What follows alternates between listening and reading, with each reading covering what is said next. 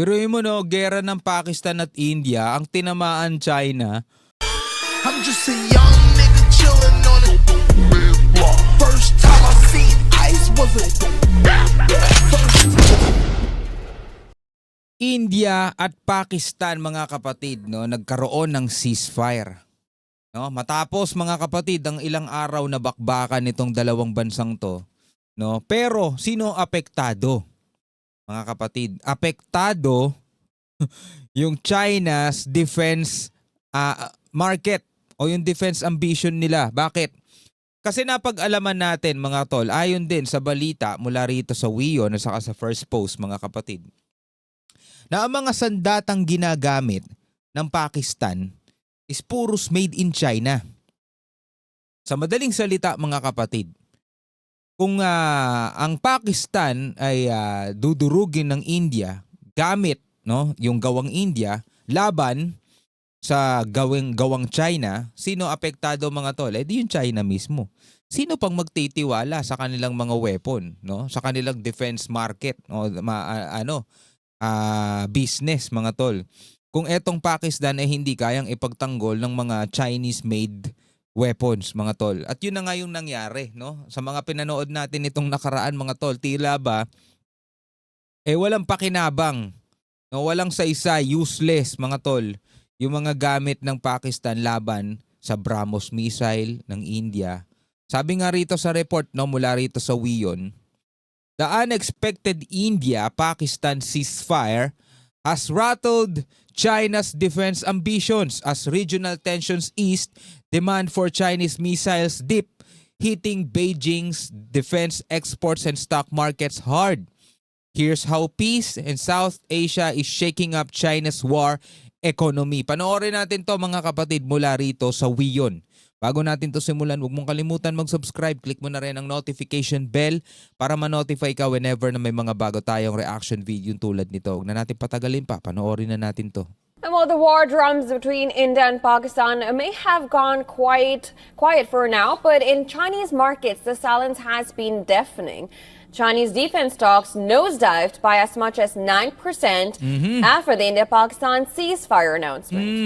Now, the Hang Seng China an aerospace and defense index fell 2.9% with Bagsak no? Hang Seng China and Aerospace Defense Index bumaba ng 2.9. Avic Chengdu Aircraft bumaba ng 9.2%. Zhuzhou Hongda Electronics Corporation planning bumagsak ng 6.5. with key constituents of its Chengdu aircraft sheds 92%, while Zhuzhou Hongda Electronics Corp plunging as much as 6.5%. The Pakistani forces relied heavily on Chinese-made weaponry, including drones and missiles. Sabi balikan natin. Pakistani military relied, no, umaasa sa mga weapon na gawang China o mga Chinese-made drone, Chinese-made missile, eroplano, diba? Though hindi napapalaban ng China, meron lang silang isang malaking hukbo na ipinapakita sa buong mundo kung gaano kalaki yung kanilang military, pero hindi pa nasusubukan sa aktual. O eto, yung Pakistan napasubo mga kapatid, napasabak laban dito sa India. At dito nga naipakita ng India kung gaano kalakas yung kanilang BrahMos, which is good thing meron na ang Pilipinas nun. Diba? Dati hindi pinapansin ng China yun eh. Ang pinapansin lang ng China yung Typhoon missile na nandirito sa Pilipinas eh. Diba? O ngayon, BrahMos na ipakita na kung gaano pala katindi. The Pakistani forces relied heavily on Chinese-made weaponry, including drones and missiles, most of which were intercepted by India's air defense systems. Na-intercept lang. Chinese defense stocks had rallied in the days leading up to the ceasefire, reflecting investor hopes that Beijing would play a key role in arming Pakistan. Biruin mo kung malakas ang mga gamit ng China, malakas ang puwersa ng Pakistan pag nagkataon, no? Talagang matindi ang puwersa sana nila kasi puro Chinese made ang ginagamit nito mga to eh. Pero etong gamit ng India, puro homemade yan. I mean, ibig sabihin ng homemade, gawa mismo nila. Diba? Indian made mismo. BrahMos, diba? Akash, for Beijing's arms lobby, which thrives on chaos and cashes in on tension. The ceasefire came as a rude shock. Investors who had placed bullish bets on Chinese defense manufacturers, expecting heightened demand from Pakistan, were left rattled. The drop isn't just a market Order pa ba kayo sa kanila? Pakistan? Sa Pakistan, order pa ba ulit kayo sa China? Bili na lang kayo ng BrahMos mula sa India. Sa India mismo order ng BrahMos, no? India, pa-order nga akong BrahMos. Lugi kami sa inyo. May BrahMos kayo eh. Kami puro mga Chinese made yung ano namin eh. Made in China yung mga weapon rin namin eh. correction. It's a geopolitical slap.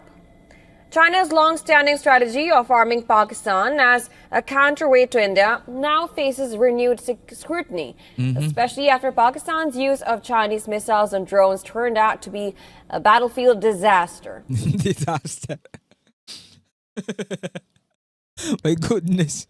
Gabi, nakakahiya yun sa ano no, sa China no. Nakakahiya yun para sa kanila. Pero mo no, ang dami na naglalabanan ngayon. Tawag dito. Israel, Yemen, Iran, ano pa ba? Russia, Ukraine. 'Di ba? Ang dami naglalabanan ngayon. Pero ito, Pakistan lumaban sa India gamit yung mga Chinese-made weapon, mga tol. Puro disaster ang nangyari, no? Sablay. Di sila na ipagtanggol. O ngayon, nag-announce sila ng ceasefire. Ceasefire! Ceasefire, tayo ka muna! Ano? Time purse, time purse. Sabi nga rin ng Pakistan sa India, time purse. Hindi kami makabawi, time purse. Chinese-made eh. India's Operation Sindoor not only blunted these weapons, but Ayan, no? also exposed their limitations in real combat. Limitations in real combat. Puro kasi ano to mga tol eh. Etong mga Chinese-made weapon, puro ano yan eh. Puro pang show off lang.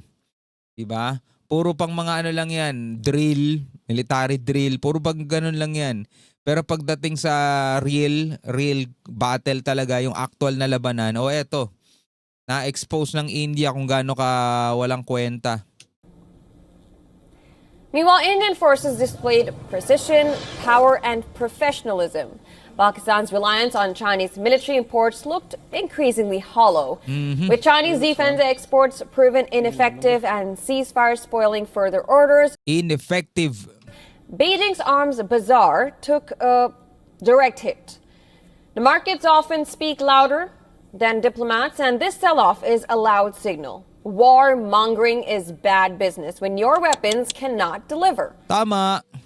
The sharp reversal comes just days after these stocks had surged on expectations of increased Chinese arms exports to Pakistan amid a brief but intense flare-up in hostilities with India.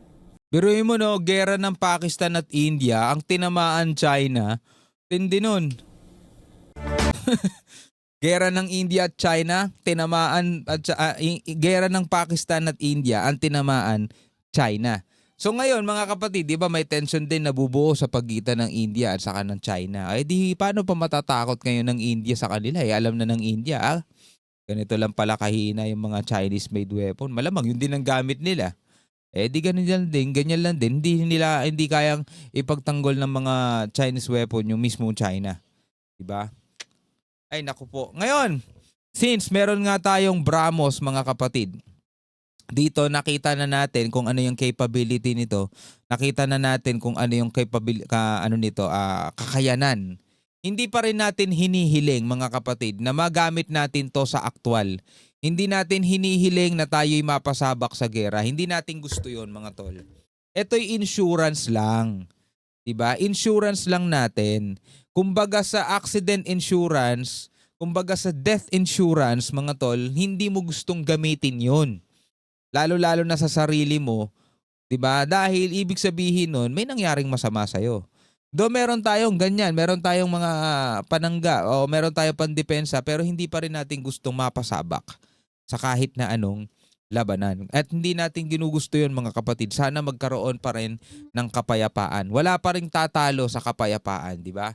Hanggang sa muli mga tol, ako nga pala si Shobaldi. Peace out.